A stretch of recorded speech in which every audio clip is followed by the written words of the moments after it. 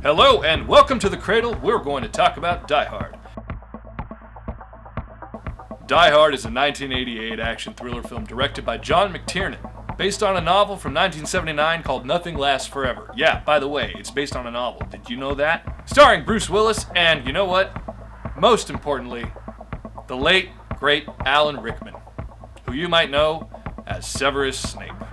Alan Rickman plays Hans Gruber, who is a heistman posing as a terrorist to achieve his end goal of the greatest heist of the Nakatomi Plaza building.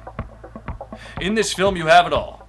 You have the retired, burnt-out cop who's forced back into the job because of a crisis scenario. Sound familiar? You have the cop making the late-night convenience store run. You have the ex-lover protagonist. You have the evil brothers on the bad guy team. You have a hostage situation. You have the FBI getting involved. You have helicopters blowing up. You have buildings on fire. And you have some Christmas music because, after all, it is sort of kind of a Christmas film. Lots of folks like to declare it their favorite Christmas movie. Fair enough, it's sort of a Christmas movie. Die Hard takes you through a very frustrating day for John McClane, retired cop from New York, who had no intentions of returning to the job. When Nakatomi Plaza becomes besieged by terrorists, John McClane has to come in and save the day, but he must do so with tact. At first, the villains don't even know John McClane exists. They don't even know who he is. Eventually, he gets the best of them and gets his hands on a machine gun. The more guys they keep sending up the building, the more guys he sends down. And please remember, we have left nothing to chance.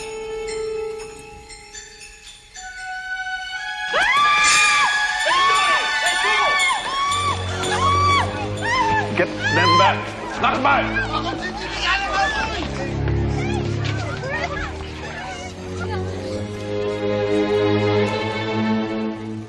Now I have a machine gun.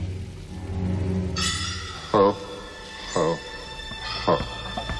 One of my favorite moments of this film is when Hans Gruber encounters John McClane and has to suddenly improvise and pose as a terrified hostage. But John McClane's a little smarter than that. So McClane gives him an unloaded pistol at one point during the standoff. McClane makes a remark about who's stupid. And then that's when all hell breaks loose. You have a fuck ton of memorable quotes. Turning my car into Swiss cheese. Now I know what a TV dinner feels like. Not really sure what that one's about, but maybe it's because TV dinners are nice and tuck into little packaging. Not sure if they even make those anymore. But maybe when John McClane says that line, he's referring to the fact that he's so tuck in the little duct that he feels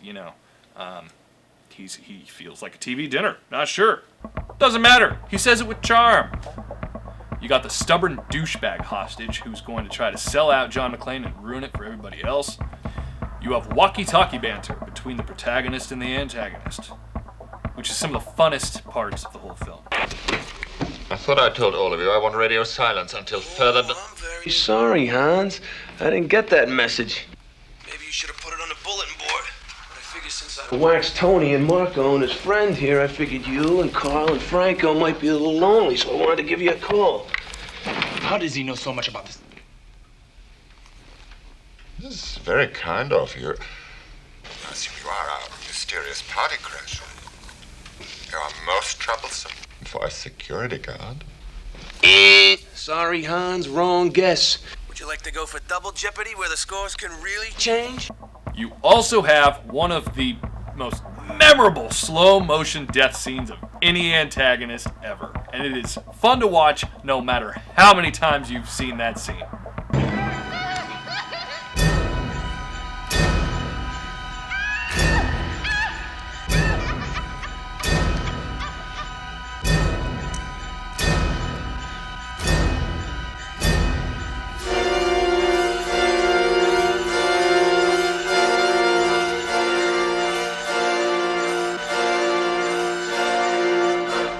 That's not a hostage.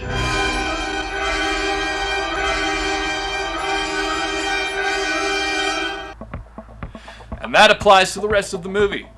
You watch it every holiday season, it's always a good time. So there you have it. Subscribe, more content, like, dislike, definitely dislike it if you don't like it, and then another subscribe button down here, and then next to that you got the little bell, and that's how you get the notifications. So go ahead and hit that bell. Smash it, as they say. Smash that bell.